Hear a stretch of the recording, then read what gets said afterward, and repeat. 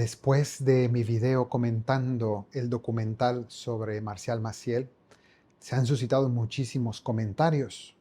Entonces, me armé de valor y me puse delante del Santísimo a leer más de 1000 comentarios y me los leí todos.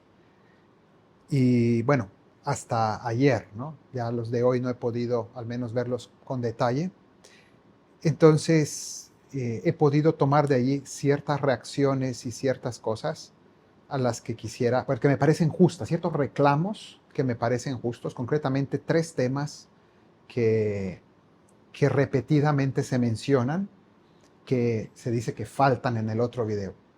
Tengo que decir que de todas formas aquel video no era ningún tipo de declaración, sino era más bien un compartir unas reacciones personales hacia un documental. Por tanto, no pretendía hacer un abordaje completo de toda una cuestión y de temas de justicia y de temas de fondo, sino era sobre el documental.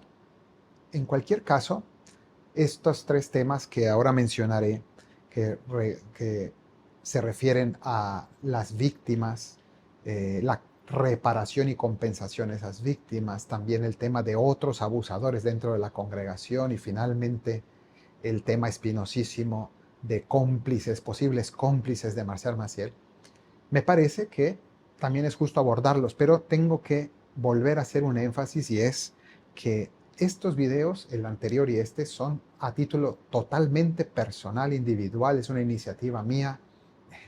No solamente no soy ningún tipo de vocero de la congregación, sino que además yo ni siquiera le he informado a nadie que estoy haciendo estos videos, simplemente tengo un canal de YouTube y, y este canal de YouTube no tiene en un primer momento nada que ver con estos temas, ¿no?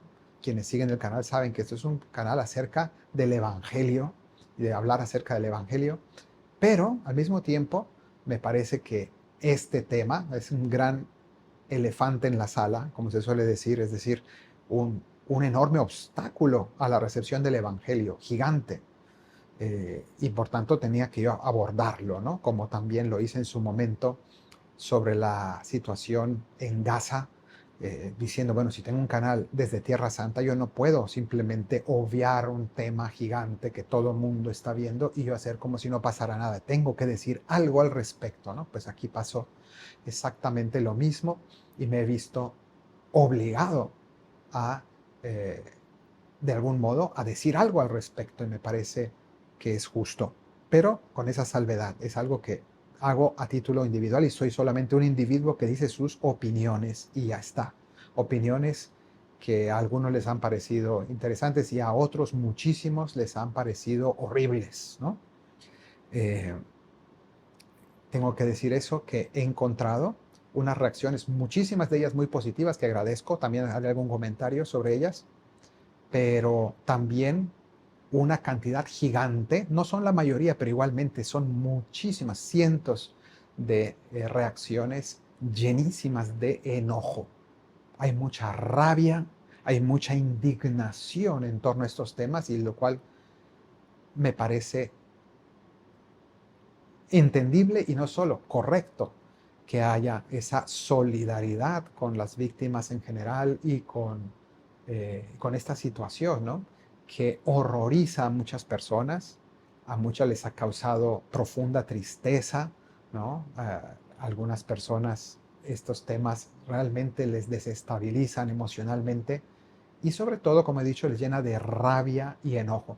Eso ha ocasionado que muchas personas inician a ver el video y sobre todo como al inicio del video yo digo que seguiré siendo legionario de Cristo, ya de entrada aumenta la rabia y el enojo. Y entonces todo lo que yo pueda decir por parte de muchas personas es tomado en el peor sentido posible, ¿no? Interpretado de manera pues sumamente negativa, ¿no? Y cada frase es tomada en el peor sentido posible. Y claro, de ahí se sacan muchas consecuencias que no tienen nada que ver con lo que yo he querido decir.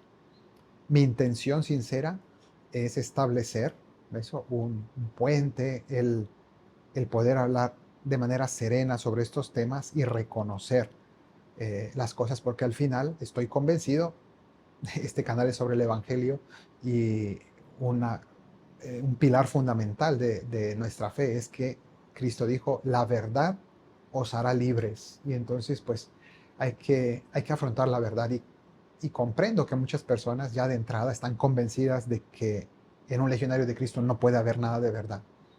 Entonces, no, ahí una vez se rompe la relación de confianza, no hay manera de dialogar y todo lo que yo diga es interpretado como una estrategia maligna para engañar o en el mejor de los casos, ¿no? Como alguna persona me decía allí, que simplemente yo estoy con el cerebro lavado, ¿no?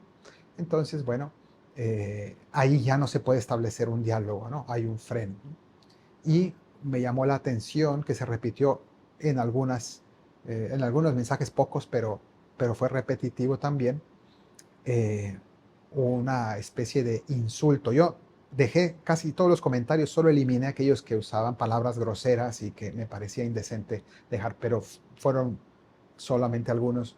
En realidad he dejado prácticamente todos, están ahí en ese video los comentarios, pero un insulto, una descalificación que me parece verse repetir y que puedo ver venir en los próximos años con mucha frecuencia, ¿no? Es después de un cierto intercambio de mensajes, algunas personas pues simplemente terminan diciendo, se nota que eres un hijo de Marcial Maciel, ¿no? Un hijo de Maciel, ¿no? Es, pues digo, antes se decía hijo de otra cosa, ¿no? Pero ahora hijo de Marcial Maciel, porque es una manera de descalificar y me parece interesante, y no estoy burlándome de esto, sino me parece interesante porque como descalificación es muy parecido a, eh, a lo que ocurre hoy por hoy con Hitler. Sabemos que en el imaginario popular, Hitler ha tomado como el lugar de Satanás. Y entonces, alguno ha dicho de manera muy interesante que en Internet, en las discusiones, uno mide la violencia de una discusión en Internet contando cuántas frases se tardan en decirse uno al otro que es un nazi o que es Hitler, ¿no? Entonces, es la manera de cortar con una persona porque en el fondo es satanizar a alguien. Decir, todo lo que digas viene del mal. Tú no puedes hablar verdad, tú estás cegado por la maldad, ¿no? Entonces es una manera, y en el caso pues, de los legionarios, la versión es esta, ¿no? Eh, y pues me parece interesante como análisis. Luego, eh, hay unas quejas muy válidas que ya he mencionado sobre estos temas que voy a ir tratando, eh, pero primero quiero comentar algo sobre algunos comentarios favorables. Fueron la mayoría personas que empatizaron con lo que dije o encontraron algún tipo de luz en algo de lo que dije, pero concretamente me preocupa eh, una actitud de algunas personas muy piadosas, muy religiosas. Primero, de quienes minimizan el tema y dicen que no hay que hablar de estos temas, ¿no? No estoy de acuerdo. Realmente, sí, estas acusaciones documentales y todo esto que va saliendo y ataques también eh, respecto al tema de los abusos, en el fondo, y sea cual sea la intención de quien lo hace, a veces será una intención más limpia, a veces menos, pero yo estoy convencido de que es una permisión de Dios maravillosa para purificar a su iglesia, porque realmente la iglesia no puede estar, es verdad que hay en otros lugares hay muchos más abusos y que en el mundo del espectáculo hay, y en el mundo de la política y en el mundo de tantos eh, ámbitos hay tremendos abusos, eh, y en el ámbito de la familia misma y en las escuelas y todo lo que uno quiera, pero la iglesia no debe estar en los mismos estándares y Dios no quiere que se dé lo mismo en la iglesia y por tanto el hecho de que el foco esté puesto en la iglesia indigna a muchas personas, pero yo creo que es bueno porque así como Cristo limpió el templo, purificó el templo y volcó las mesas de los cambistas del templo, los que comerciaban en la casa de Dios, pues eso es lo que en el fondo Dios está haciendo con su iglesia tratando de limpiarla, purificarla y tratando de expulsar a los vendedores del templo, ¿no? En el fondo es eso, y mucho más que eso, ¿no? Los abusos es algo muchísimo más delicado y muchísimo más escabroso, eh, y yo creo que al final terminará siendo un bien, por más que en el camino haya tanto sufrimiento e incluso tanto daño también moral a muchas personas. Y otra cosa que me parece preocupante al ver los comentarios es que algunas personas piadosas fácilmente nos canonizan a los sacerdotes, ¿no? Es usted un santo sacerdote, que santo o lo que sea, ¿no? Usar esa palabra, eh, y es algo que no es correcto, y voy a decir por qué. Primero, porque no es verdad, es decir, somos los sacerdotes simple y llanamente seres humanos como cualquiera, que tratamos de ser buenas personas. Yo trato de ser buena gente y muchas veces no lo logro, ¿no?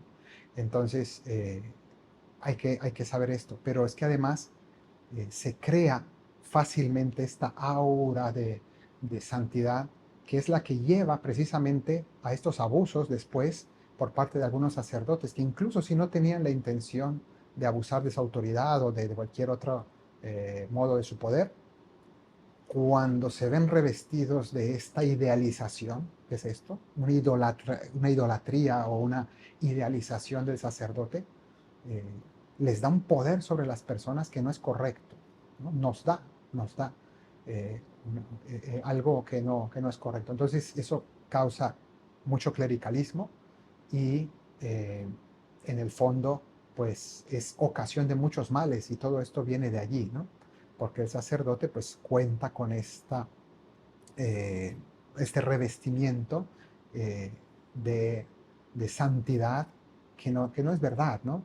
Es decir, una cosa es que seamos sacerdotes de Dios y que tengamos una misión sagrada y todo esto es verdad, el sacramento, toda la dignidad sacerdotal, todo eso, pero en la práctica somos como cualquier persona y somos pecadores, ¿no? ¿Qué pasa? Que concretamente las redes sociales y el Internet magnifican este efecto porque las personas están lejos. Quien vive cerca de mí se da cuenta de mis defectos y me tendría que sufrir todos los días mis, no sé, mis enojos o mi mal carácter o lo que fuera, muchos defectos que yo tengo, y sería más fácil darse cuenta de esto. Pero quien solo me ve por la pantalla fácilmente me idealiza, ¿no?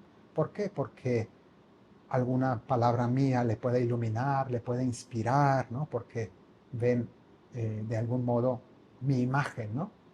Y no voy a decir que ven mi linda cara porque no la tengo, pero ven la imagen que proyecto en las redes y que siempre es algo muy, en cierto sentido, muy reducido, ¿no? Un pedacito solamente de lo que es mi vida. Entonces, hay que tener mucho cuidado con esto, ¿verdad? Porque así como al sacerdote fácilmente se le sataniza, como ya hablé antes, es muy frecuente esa satanización, también es muy frecuente esta idealización o divinización del sacerdote que hay que erradicar de nuestra iglesia, ¿no? Respeto es una cosa, pero incluso eso hay que entenderlo de manera adecuada, ¿no? Pero, pero era increíble. Y yo soy de Estados Unidos, pero en visitas a Irlanda se te veían con el clergyman, un amor, un respeto, una adulación para el clero increíble. Algunos de nuestras comunidades no son tan distintas aquí. Ojo, que tengamos cuidado. Que después de la crisis, nunca en mi vida, en ningún lugar del mundo he sido atacado físicamente como me pasó en Irlanda. Pues solo por esto, por salir a la calle y pasa un señor y me miró, tú eres cura, y empezó a atacarme. Felizmente tenía a otro agustino detrás mío que es 2 veces más grande que yo, que vino a defenderme. Pero el dolor, la cólera, todo que salía de este señor, yo no tengo idea si él era víctima, si solo era uno que había perdido la fe en la iglesia, lo que le haya pasado no tengo idea.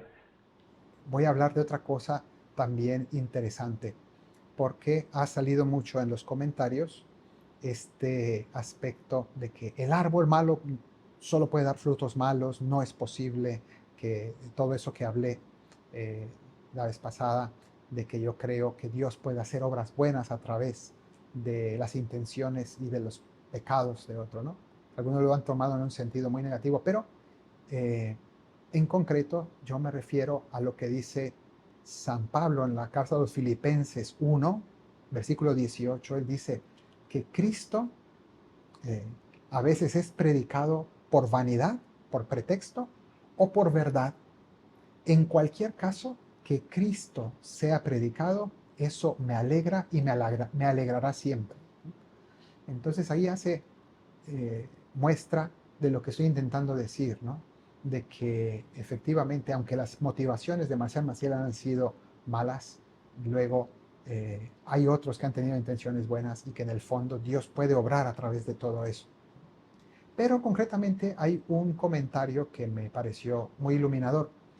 Muchas personas insistieron en eso. Hay que disolver la Legión de Cristo, los legionarios tienen que desaparecer como congregación, hay que refundar completamente, hay que destruir completamente esa obra de Marcial Maciel, eso es un cáncer, es un daño, tal, tal, tal. Se repite, muchas personas insistieron en eso, pero una persona puso una frase que me parece muy interesante. Dijo así, para argumentar esa postura, dijo así: el origen destina, ¿no? Que quiere decir que lo mismo del árbol malo dará frutos malos, pero en el sentido de que de dónde vienes determina hacia dónde vas, y entonces de algún modo si tu origen es malo, entonces estás destinado, predeterminado al mal, y por tanto no puede terminar bien lo que ha empezado mal, ¿no? Sería esa idea. Pero las palabras me iluminaron, es decir, el origen destina, me dejó pensando la palabra origen, porque efectivamente es muy profundo que en nuestra fe nosotros declaramos que nuestro origen de la humanidad, nuestros primeros padres, comenzaron con un pecado, ¿no? En su vida, de algún modo, la historia de la humanidad tiene un pecado en su origen, le llamamos el pecado original, ¿no? Y ante ¿esto qué hace? Pues que precisamente ese origen nos destina a la perdición. Y es verdad lo que dicen. El origen destina y la humanidad estaba encaminada a la perdición. Y vemos cómo en la Biblia, de varias maneras, se habla de que una de las opciones es erradicar el mal, arrancarlo de raíz, como arrancar la cizaña. Y en ese sentido Dios quiere, de algún modo, manifiesta también esa posibilidad, ¿no? Cuando dice, por ejemplo, en el diluvio universal, que después se arrepiente y dice que no lo volverá a hacer. O, por ejemplo, en la lectura que vamos a escuchar este domingo, en la que Dios le dice a Moisés que tiene intención de destruir a ese pueblo pecador después del becerro de oro, y después se arrepiente también. Es decir, es una posibilidad arrancar el mal y de algún modo destruir. Entonces, una posibilidad es la aniquilación del pecado.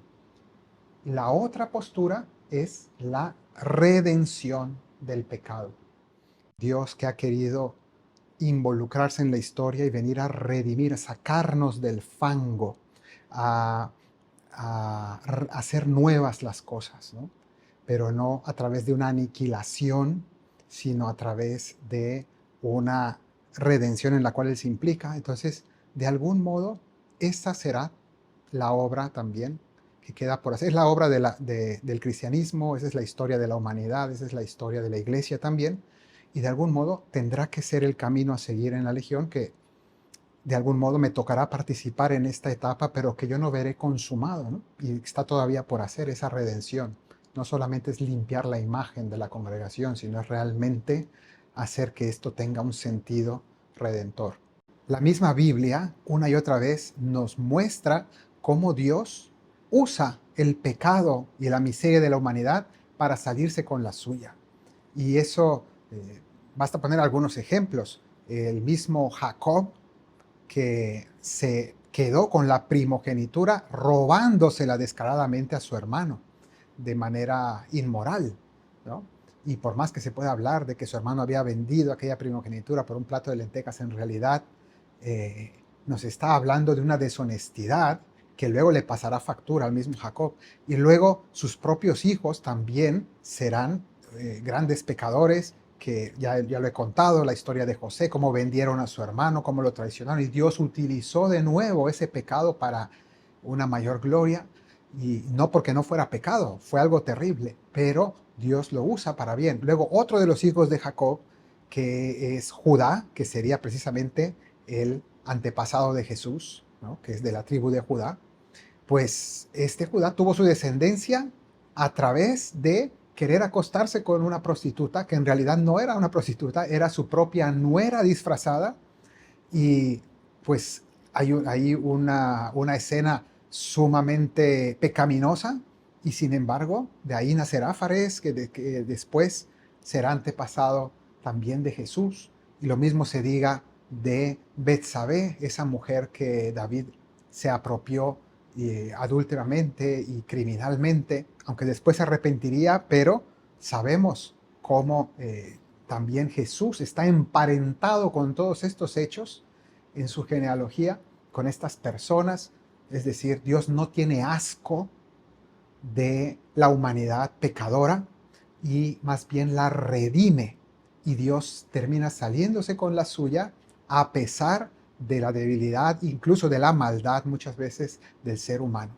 Y esa es la visión cristiana de la redención y de la encarnación, no el puritanismo, que en realidad es solamente una encarnación aparente, sino una encarnación profunda y bastante escandalosa en muchos momentos para nosotros, pero ese es el cristianismo. Y luego, ahora sí entramos en los temas principales que se me ha solicitado tocar. Primero, lo que es la reparación a las víctimas. Y aquí hay dos aspectos. Uno, el hecho de que ellos sufrieron un abuso por parte de Marcial Maciel, también físico, y no solo, ¿no? Todos los abusos recibidos del fundador, pero luego toda la revictimización moral.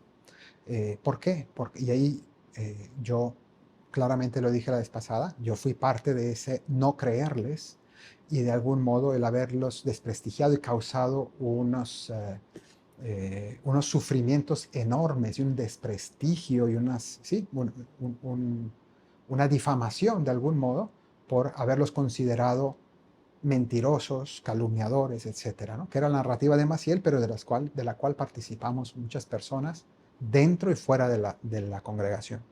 Entonces, primero, antes de hablar de la reparación y resarcimiento económico, hablemos de la reparación moral. Esto se hace en primer lugar, a nivel más básico al menos, reconociendo que era verdad, reconociendo que ellos no mintieron, reconociendo que le han hecho un bien a la iglesia, denunciando, y que ellos no eran ningunos malhechores, mentirosos ni nada de esto. Entonces el reconocer la verdad y reconocer que ellos sufrieron ya es un primer paso.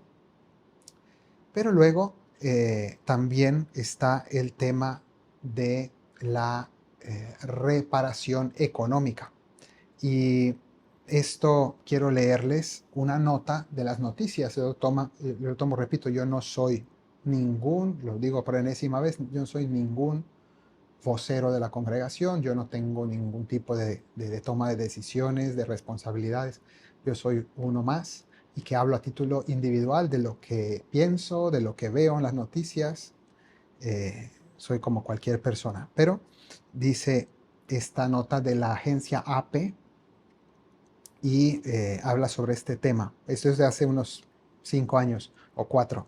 Dice así, que el doctor Barba, es José Barba, uno de los denunciantes de Marcial Maciel, dijo que el cálculo inicial de la legión de una oferta de unas decenas de miles de dólares para cada una de las 3 víctimas restantes para cerrar el caso es humillante.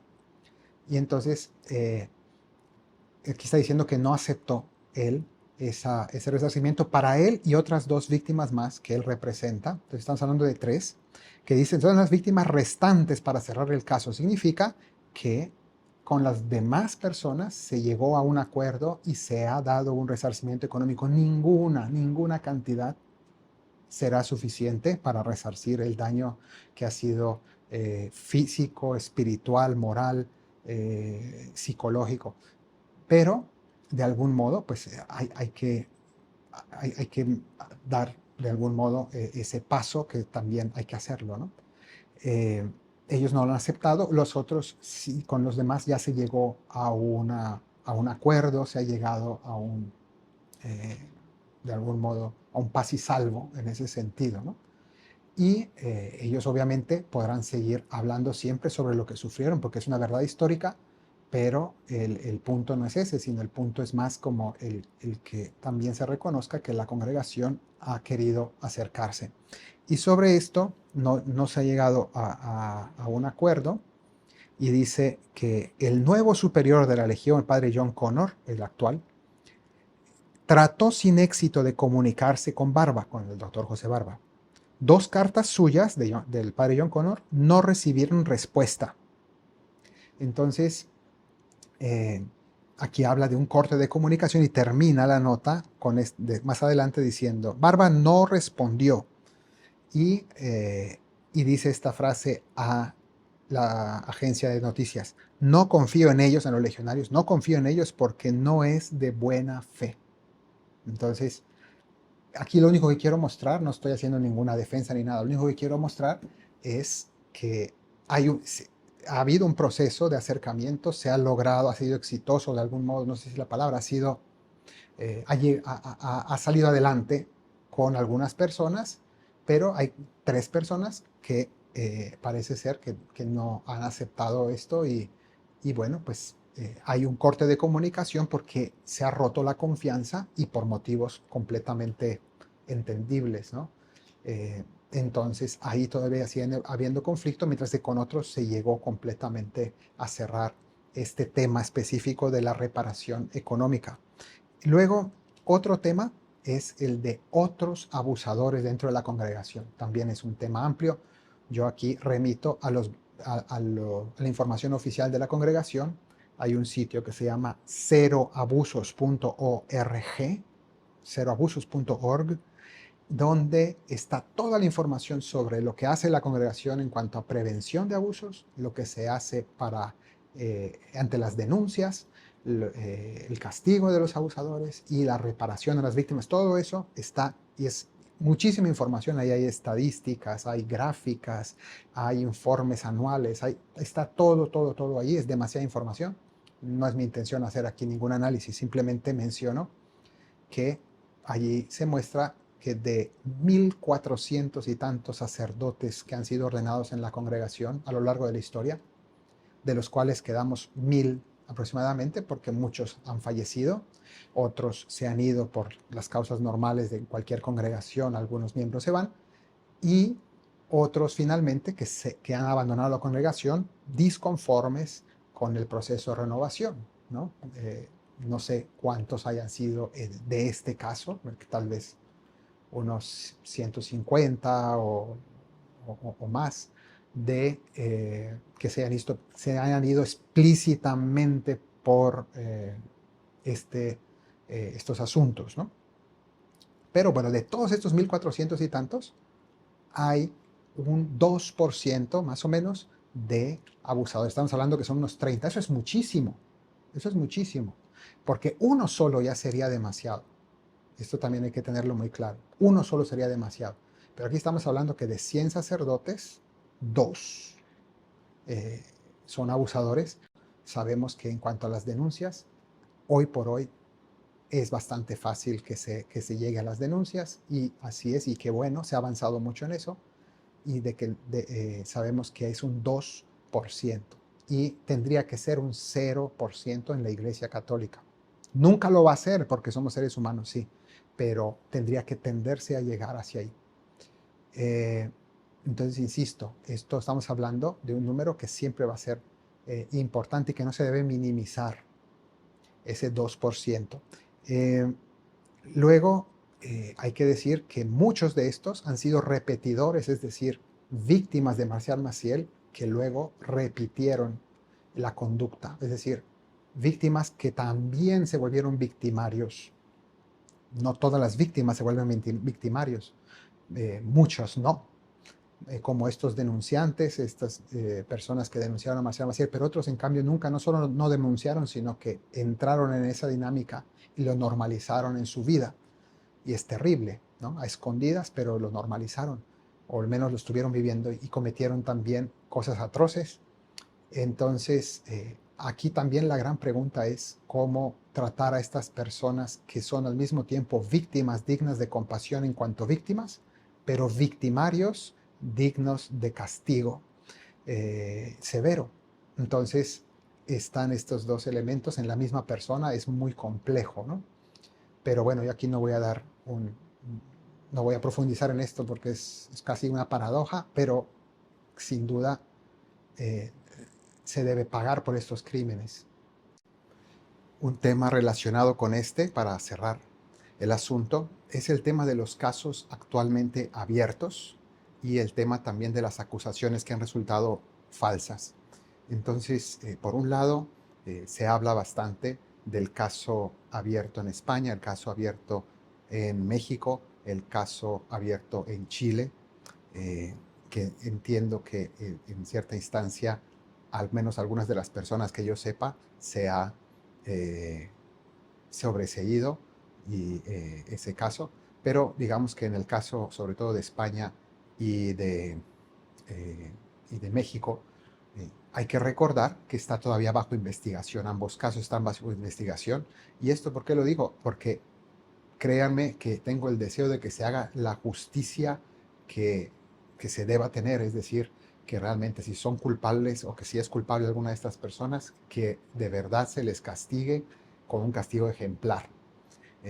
Pero al mismo tiempo que si son inocentes, que también se demuestre y se publique su inocencia. Entonces, hasta el momento de hoy, si somos serios, como con cualquier ser humano que está bajo investigación, se debe aplicar la presunción de inocencia, ¿no? Porque, pues, eso es lo que compete. También si es legionario de Cristo, el acusado es también sujeto de derecho hasta que se demuestre su culpabilidad. Entonces, eso creo que es importante mencionarlo y el día que se demuestre esa culpabilidad, que caiga el peso de la ley completo, ¿no? Y si se demuestra su inocencia, que se publique y que se haga justicia también. En el caso, en cambio, como decía, de otros casos que ha habido de acusaciones que resultaron falsas, tristemente se publica mucho la acusación, pero prácticamente en ningún lugar se publica la declaración de inocencia, ¿no? Y eso también es muy doloroso, no solo para legionarios, en general para cualquier acusado, y en el caso de sacerdotes también es frecuente. Y ha pasado varias veces también en la legión. Entonces solamente quería mencionarlo porque es muy fácil, ¿no? Echar mano de números y tal, pero también hay que tener en cuenta estas realidades que son parte del drama que estamos sufriendo en la iglesia de los abusos, y me refiero al drama que sufren las víctimas y algunas personas inocentes que también han sido acusadas. Y finalmente, el tema para mí más espinoso, el de los cómplices de Marcial Maciel. Entonces aquí yo opino que hay dos elementos. Una es los abusos de menores y otra cosa es la doble vida moral del fundador, que son cosas conectadas, pero son diferentes. En cuanto a los abusos de menores, eh, son las mismas víctimas las que tendrían que decirnos si habían más personas involucradas en esos abusos, es decir, si alguien más ayudó, si alguien los llevaba al abuso, si ellos deben decir, ¿no? Si había, que yo sepa hasta ahora, no sé si han dado nombres de personas concretas que hayan participado de algún modo en esos abusos. Eso, o si fue algo estrictamente individual, que en el documental y en lo que han dicho hasta ahora pareciera que así fue. Otra cosa distinta es la doble vida del fundador, es decir, su vida de lujos, de viajes y concretamente con otras identidades y cosas por el estilo. Esto ya es un tema distinto. Y yo, que sé muy poca cosa, pero yo lo que sé sé de 2 personas que he conocido. Ambos fueron secretarios personales de Marcial Maciel. De uno se sabe que incluso pues, fue a denunciar ante el Vaticano, pero ya hasta el final, después de tiempo. Y bueno, por el motivo que sea, pero fue a dar su declaración en su momento. Y otro, en cambio, que yo lo conocí a nivel individual, tuve ocasión de hablar con él y él supo mucho, no de los abusos de menores, pero sí de la vida doble del fundador. Él dejó la congregación de los Legionarios de Cristo hace más de 30 años. Él decidió, en lugar de denunciar, simplemente desaparecer. Y entonces, él lo que dice, y me lo contó a mí personalmente, que él pues se daba cuenta de todo, porque no podía, él no era tonto, de algún modo, eso, más si él se iba a lo suyo y él lo veía. Y esta persona, pues eso le ha dejado unas secuelas terribles en su conciencia, obviamente, porque él veía esto y sí, durante mucho tiempo, no sé cuántos años, pero durante un tiempo largo no se atrevió a decir nada y más bien pues estuvo ahí. Bueno, son historias muy tristes. Él hace mucho tiempo que no es parte de la congregación. Esos son los que yo sé. ¿Qué tanto se puede considerar esto un delito castigable por la justicia? No lo sé, no creo que haya manera de que sea castigado alguien por saber que un sacerdote tenía mujer e hijos. Nada de esto creo que puede ser castigado legalmente, ¿no? Eh, pero que es algo reprobable, sí. Ahora que estas personas también en parte entran a ser también víctimas de un manipulador gigante y que de algún modo fueron envueltos en esto, pues también un poco de todo, ¿no? Sin quitarles responsabilidad. Pero no sé qué más podría yo decir al respecto, es un tema difícil. En cuanto a los superiores de la congregación, que son los que primariamente son acusados, ¿no?, por mucha gente, tenían que saber, sinceramente, no, al menos no necesariamente tenían que saber porque estaba todo tan sectorizado y Marcial Maciel realmente desaparecía del mapa, confundiendo con, sí, desaparecía haciendo su vida doble, pero también enviaba grandes donaciones para construir seminarios, conseguía esto, lo otro, tenía encuentros con cardenales y con gente. Entonces al final era una mezcla de cosas que confundía a cualquiera y que uno simplemente veía que no estaba él presente, pero que él iba también haciendo sus obras y entonces al final, eh, pues bueno, eh, me parece creíble que al menos la mayoría de las personas no pudieran tener acceso a eso, ¿no? Pero bueno, yo sé que muchos simple y llanamente no lo van a creer y nadie está obligado a creerlo, obviamente, ¿no? Eso es lo que puedo decir. Espero no haber herido a nadie con este video. Hay personas que se han sentido sumamente ofendidas, heridas, violentadas por mis opiniones en los comentarios. Lo han manifestado y pido disculpas si a alguien he ofendido con lo que he dicho. No es mi intención. Mi intención simplemente es tratar de presentar cómo se ven las cosas desde este lado de la barrera y, bueno, para ir construyendo poco a poco, pero al final lo que nos tenemos que recordar siempre es que la verdad nos hará libres y tenemos que irla buscando, ¿sí?, aunque sea cruda y bueno, pues vamos adelante, ojalá que juntos todos. Que Dios les bendiga y gracias.